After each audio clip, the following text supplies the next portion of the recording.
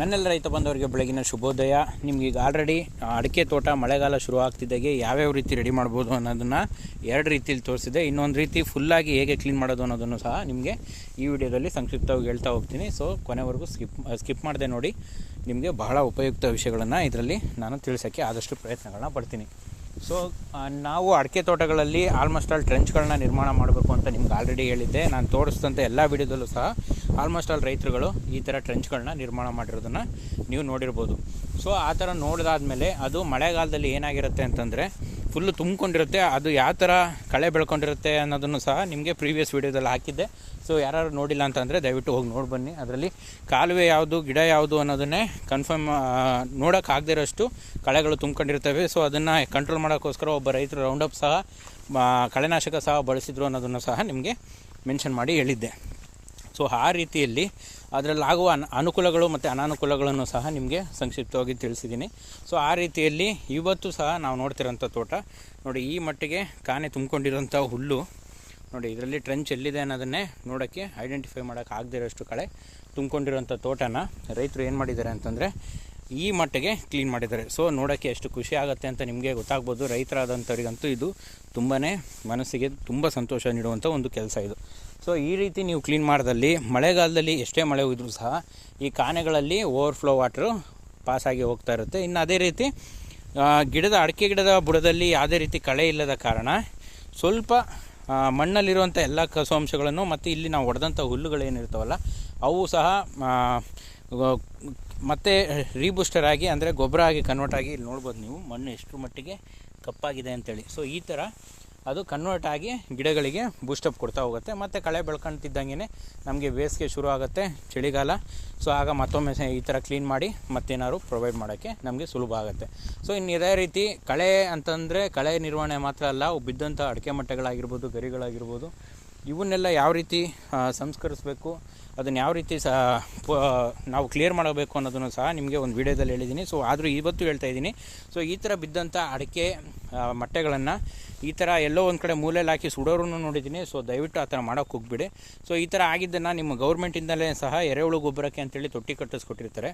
ತಗೊಂಡೋಗಿ ಅದರಲ್ಲಿ ಡಂಪ್ ಮಾಡಿದ ತಕ್ಷಣ ಅದು ಒಂದು 3-4 ತಿಂಗಳಲ್ಲಿ ಗೊಬ್ಬರ ಆಗಿ ಕನ್ವರ್ಟ್ ಆಗುತ್ತೆ. ಸೊ ಅದಾದಮೇಲೆ ತಂದು ಬುಡಕ್ಕೆ ನೀವು ಸ್ವಲ್ಪ ಹಾಕಿದ್ರಿ ಅಂತಂದರೆ ತುಂಬಾ ಉಪಯುಕ್ತವಾಗಿರುತ್ತೆ. ಸೊ ಅದಾಗಲಿಲ್ಲ ಅಂತಂದ್ರೂ ಪರವಾಗಿಲ್ಲ, ದಯವಿಟ್ಟು ಅದನ್ನು ಸುಡೋಕ್ಕಂತೂ ಹೋಗ್ಬಿಡಿ. ಸುಟ್ಟರೆ ನಿಮಗೆ ಏನೂ ಸಿಗಲ್ಲ ಅದರಲ್ಲಿ. ಸೊ ಅದನ್ನು ಹಾಗೇ ಕೊಳೆಯಕ್ಕೆ ಬಿಡಿ. ಸೊ ಆದಷ್ಟು ಈ ಥರ ಗುಡ್ಡೆ ಹಾಕಿಬಿಟ್ರಿ ಅಂದರೆ ಅದು ಕೆಳಗಡೆಯಿಂದ ಮಣ್ಣಲ್ಲಿರುವ ಬ್ಯಾಕ್ಟೀರಿಯಾಗಳಿಂದ ಶುರುವಾಗಿ ಅದು ಆಲ್ಮೋಸ್ಟ್ ಆಲ್ ಬರ್ನ್ ಆಗಿ ನಿಮಗೆ ಗೊಬ್ಬರ ಆಗಿ ಕನ್ವರ್ಟ್ ಆಗ್ತಾ ಹೋಗುತ್ತೆ. ಸೊ ಯಾವುದೇ ರೀತಿ ಕೆಮಿಕಲ್ ಅದರಲ್ಲಿ ಇರೋಕ್ಕೆ ಸಾಧ್ಯ ಇಲ್ಲ. ಪ್ಯೂರ್ಲಿ ನೈಸರ್ಗಿಕ ಗೊಬ್ಬರ ಆಗಿ ನಿಮ್ಗೆ ಕನ್ವರ್ಟ್ ಆಗುತ್ತೆ. ಇನ್ನು ಅದೇ ರೀತಿ ರೈತರುಗಳು ಬಾರ್ಡ್ರ್ಗಳಲ್ಲಿ ಯಾವ್ಯಾವ ಥರ ಗಿಡಗಳನ್ನ ನೆಡಬೇಕು ನಿಮ್ಮ ತೋಟದ ಕೊನೆ ಬದುಗಳಲ್ಲಿ ಅನ್ನೋದನ್ನು ಸಹ ನಿಮ್ಗೆ ಆಲ್ರೆಡಿ ತಿಳಿಸಿದ್ದೆ. ಸೊ ಆ ರೀತಿಯಲ್ಲಿ ಈ ರೈತರು ಮಾಡಿರೋಂಥ ಕೆಲಸನೂ ಸಹ ನೀವು ನೋಡ್ಬೋದು. ಸಾಗವಾನಿ ಗಿಡಗಳನ್ನು ರೋಡ್ ಸೈಡಲ್ಲಿ ನೆಟ್ಟು ಬಿಟ್ಟಿದ್ದಾರೆ. ಸೊ ಇದರಿಂದ ಅವ್ರಿಗೆ ಉಪಯೋಗ ಏನಪ್ಪ ಅಂತಂದರೆ ನಮ್ಮ ರೋಡು ಒತ್ತುವರಿ ಆಗಲಿ ಮತ್ತೊಂದಾಗಲಿ ಅವರು ಆ ಬಾರ್ಡ್ರ್ ದಾಟಿ ಬರೋದು ಇಲ್ಲ. ಮತ್ತು ನಮ್ಮ ಮಣ್ಣಿನ ಸವಕಳಿ ಸಹ ಆಗುವಂಥ ಚಾನ್ಸಸ್ ತೀರಾ ಕಡಿಮೆ ಇರುತ್ತೆ. ಯಾಕೆಂತಂದರೆ ಆ ಮರಗಳ ಬೇರುಗಳು ಅಷ್ಟು ಭದ್ರವಾಗಿ ಇಟ್ಕೊಂಡಿರುತ್ತೆ.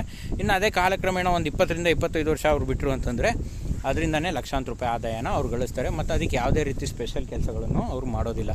ನಿಮ್ಗೆಲ್ಲರಿಗೂ ಇದನ್ನು ಆಲ್ರೆಡಿ ಈಗ ಹೇಳಿ ನಾನು ಒಂದು 8-10 ತಿಂಗಳಾಗಿದೆ ಅಂತ ಅನಿಸುತ್ತೆ. ಸೊ ನಾನು ಮಾಡಿರೋಂಥ ನಿಮ್ಗೆ ಹೇಳಿದ ತಕ್ಷಣವೇ ನಾನು ನೆಟ್ಟಿರುವಂಥ ಮರಗಳನ್ನು ಸಹ ನಿಮಗೆ ವಿಡಿಯೋ ಮಾಡಿ ತಿಳಿಸಿದ್ದೆ. ಸೊ ಇವತ್ತು ಏನು ಕಾಲ ಮಿಂಚಿಲ್ಲ. ದಯವಿಟ್ಟು ರೈತರು ಆದವರು ನೀವೆಲ್ಲ ಏನು ಮಾಡ್ತೀರಾ ಅಂತಂದರೆ ನಿಮ್ಮ ಬದುಗಳಲ್ಲಿ ಅಡಿಕೆನೇ ನೆಟ್ಬಿಟ್ಟು ಖಾಲಿ ಇದೆ ಜಾಗ ಅಂತಂದರೆ ದಯವಿಟ್ಟು ಅಡಿಕೆ ನಡುವೆ ಒಂದೊಂದು ಸಾಗೋನಿ ಅಥವಾ ಮಹಾಗನಿ ಅಥವಾ ಶ್ರೀಗಂಧ ಇಂಥ ಬೆಲೆ ಬಾಳುವ ಮರಗಳನ್ನು ನೀವು ನೆಟ್ಟು ಬಿಟ್ರಿ ಅಂದರೆ ನಿಮಗೆ ಗೊತ್ತಿಲ್ಲದೆ 15-20 ವರ್ಷಕ್ಕೆ ಅದು ಲಕ್ಷಾಂತರ ರೂಪಾಯಿ ಬೆಲೆ ಬಾಳುವಷ್ಟು ಮರಗಳು ನಿಮಗೆ ಸಿಗ್ತಾ ಹೋಗುತ್ತೆ. ಸೊ ಅದು ಸರ್ಟಿಫಿಕೇಷನ್ ತಗೊಳ್ಳೋದು ಕಷ್ಟ, ಹಾಗೆ ಹೀಗೆ ಅಂತೆಲ್ಲ ಏನೂ ತಲೆ ಕೆಡಿಸ್ಕೊಳ್ಳೋಂಥದ್ದಿಲ್ಲ. ಏಕೆಂತಂದರೆ ನಮ್ಮ ಅಪ್ಪನ ಕಾಲದಲ್ಲಿದ್ದಂಥ ರೂಲ್ಗಳು ಈಗ ಆಲ್ರೆಡಿ ನಮ್ಮ ಕಾಲದಲ್ಲಿ ಬ್ರೇಕೌಟ್ ಆಗಿದೆ. ಸೊ ಯಾಕೆಂತಂದರೆ ಅದರಲ್ಲಿ ಬೆಸ್ಟ್ ಎಕ್ಸಾಂಪಲ್ ಅಂದರೆ ಸಾಗವಾನಿ ಕಡೆಗೆ ನಾವು ಫಾರೆಸ್ಟ್ ಡಿಪಾರ್ಟ್ಮೆಂಟಲ್ಲಿ ಪರ್ಮಿಷನ್ ತೊಗೋಬೇಕಾಗಿತ್ತು. ಸೊ ಈಗ ಅದು ಆಲ್ರೆಡಿ ತೋಟಗಾರಿಕಾ ಇಲಾಖೆಗೆ ಹಸ್ತಾಂತರ ಆಗಿದೆ. ಸೊ ತೋಟಗಾರಿಕಾ ಇಲಾಖೆಯಲ್ಲಿ ಅಂಥ ಏನು ಕ್ರಿಟಿಕಲಿಟಿ ಇಲ್ಲ ಅಂತ ನನಗನ್ಸುತ್ತೆ. ಯಾಕೆಂತಂದರೆ ಮರ ಕಡಿಬೇಕು ನಾನು ಸಾಗವಾನಿ ಅಂತಂದರೆ ಫಸ್ಟು ಫಾರೆಸ್ಟ್ ಡಿಪಾರ್ಟ್ಮೆಂಟಲ್ಲಿ ಹೋಗಿ ಅವ್ರು ಕೇಳಿದಷ್ಟು ಹಣನ ಕೊಟ್ಟು ಇಷ್ಟು ದಿನ ಅಂತ ಕಾದು ಆಮೇಲೆ ತಗೊಂಡ್ರೆ ನಮಗೇನು ಲಾಭ ಇರ್ತಿರ್ಲಿಲ್ಲ ಅನ್ನೋ ರೈತರು ಕೂಗು ಸಹ ತುಂಬಾ ಕೇಳಿದ್ದೀವಿ.